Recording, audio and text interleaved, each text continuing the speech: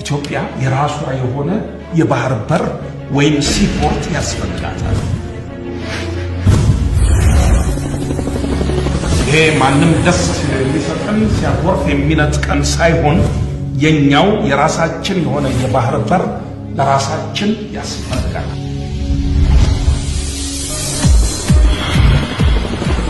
በተሰነጣጠቀ መሰረት ላይ 52 ፎቅ ከመገንባት በጠንካራ መሰረት ላይ አንድ ፎቅ መስራት የመርከበኝነት ሙያው ነበረኝ። ዛሬ ራሴንስ ሀገሬንስ በምንጥቀም እስከ መቼ ለጅቡቲ ከፍለን እንዘልቃለን? የሀገራችን ጥንታዊ ታሪክ መነሻና መሰረት መሆኑ የታወቀ ነው። በዚህ ጊዜ ጂኦግራፊ መማር ያሳፍራል። ቀይ ባህር የብዙ ትውልድ ደም የፈሰሰበት ሀብት ነው። እኔም ሆንኩ አንተ ጊዜና ገንዘባችንን ያወጣነው ልንቀበርበት ሳይሆን ሀገር ልናለማበት። ከዚህ የተሻለ ቦታ ማግኘት አይቻልም። የአሜሪካን ኤምባሲ እጁን ጉዳዩ ውስጥ ካስገባ ወደ ሚስጥራችን መድረሱ አይቀር። ማንኛውንም መስዋዕትነት ለመክፈል ዝግጁ ነኝ። ሁላችንም ከዓላማችን ጎን የደም ፊርማችን እናስቀምጣለን። አንድ ጥያቄ አለ። ጊዜ ራሱ የሆነ መልስ አለ። ይህ የስምንት ሰው ሚስጥር ወደፊት ለሚኖረን ለኢትዮጵያ አዲሱ የባህር በር ጽዋችንን እናነሳለን።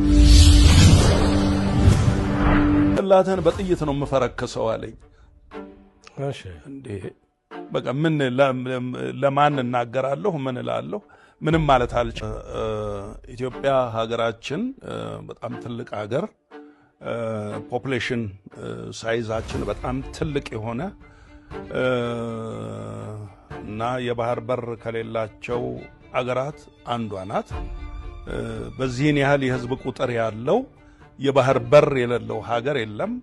የኢትዮጵያ ደግሞ የተለየ የሚያደርገው ከዛ በፊት የራሷ የሆኑ የባህር በሮች የነበራት ሀገር ናት። ሁለተኛ አሁን ደግሞ በሂደት ነገሮቹን እኔ ፊልሙን ለመስራት ስነሳሳ ኢትዮጵያ በከፍተኛ ደረጃ የውጭ ምንዛሪ የምታወጣው አንደኛ ለነዳጅ ግዢ ነው፣ ሁለተኛው ደግሞ ለወደብ ኪራይ ነው። ስለዚህ ይሄ ነገር ሊቃለል የሚችልበት መንገድ አለ ወይ የሚለውን ነገር ለማጥናት ሙከራ ሳደርግ ወደ ኢትዮጵያ ንግድ መርከብ ድርጅት ሄጄ ሰዎችን ኢንተርቪው አድርጌያለሁ። ከዚህ በፊት ደግሞ የባህርና ትራንስፖርት ባለስልጣን የሚባል ነበረ። እዛም ሄጄ ሰዎችን አነጋግሬያለሁ። እንደዚህ 1 3 4 በባህር ጉዳይ ላይ የሚሰሩ መስሪያ ቤቶች ነበሩ። ከዛ በኋላ ደግሞ በዓለም ላይ ያሉ የባህር በር ችግራቸውን የቀረፉ አገሮች የሚለውን ታሪክም እንደዚሁ ሪሰርች ለማድረግ ሞክሬያለሁ። ከዛ በኋላ ኢትዮጵያን የባህር በር ባለቤት ሊያደርጋት የሚችሉ ሐሳቦችን ይዤ መጣሁና እሱን በፊልም ደረጃ ሰራሁት። ግን ያው በወቅቱ አልተወደደም ፊልሙ። ስለዚህ ሌሎች ነገሮችን ይዞ መጣ፣ ሌሎች ችግሮችን። የመጀመሪያው ፊልሙ ማስታወቂያው እንዳይተላለፍ ተከለከለ በመንግስት መገናኛ ብዙሃን። ከዛ በኋላ ትንሽ ቆይቶ ሬዲዮ ፋና ነበረ።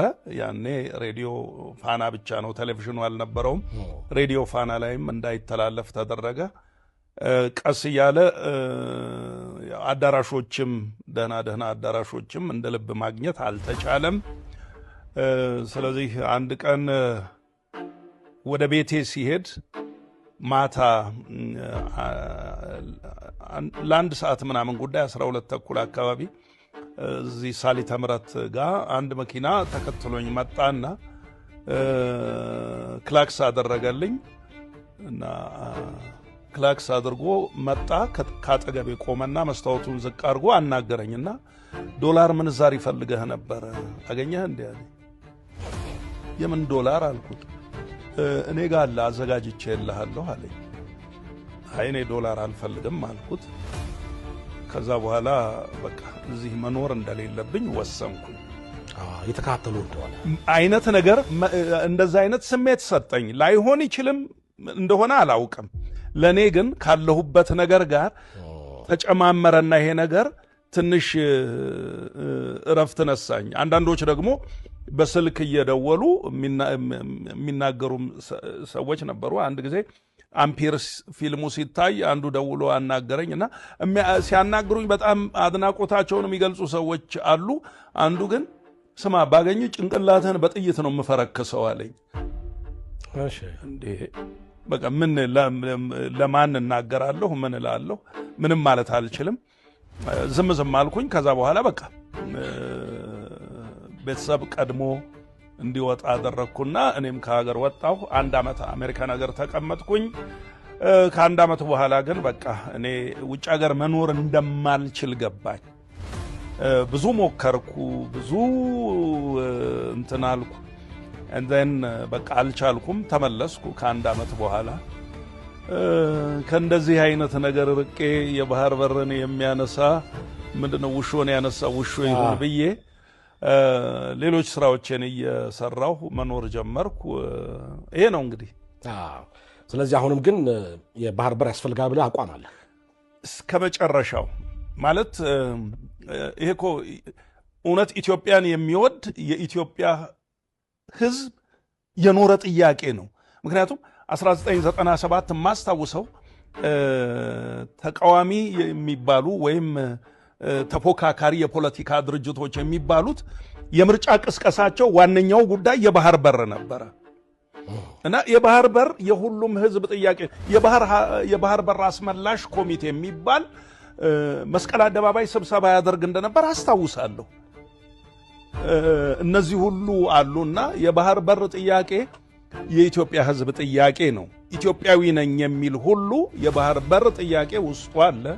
አሁን ደግሞ የተፈጠሩት አጋጣሚዎች እጅግ በጣም የሚያበረታቱና ያሉት ነገሮች ሁሉ ነገራችንን፣ አይናችንን፣ ልባችንን ወደ ባህር በር ቀይ ባህር ደሜን እንትን ቀይ ባህር ነው ዋናው። ውሃውን ማግኘት ነው። ውሃው ከተገኘ አይደለም አንድ አሰብ 30 ፖርት መስራት ይቻላል። ውሃው ሲኖር ልክ ኤርፖርት ፖርቱ አይደለም መሬቱ ላይ አየር ማረፊያ መስራት ይቻላል። እና ውሃው ካለ 20-30 ወደብ መስራት ይቻላል። ግድ የለም 20-30 ይቀር። አሁን ግን ወሳኝ የሆነ የቀይ ባህር ባለቤትነት መብት ሊኖረን ይገባል። ከዛ በኋላ ወደባችንን ምን እንደምናደርግ እንግዲህ በሚሰጠን አቅጣጫ እየተከተል እንሄዳለን ማለት ነው።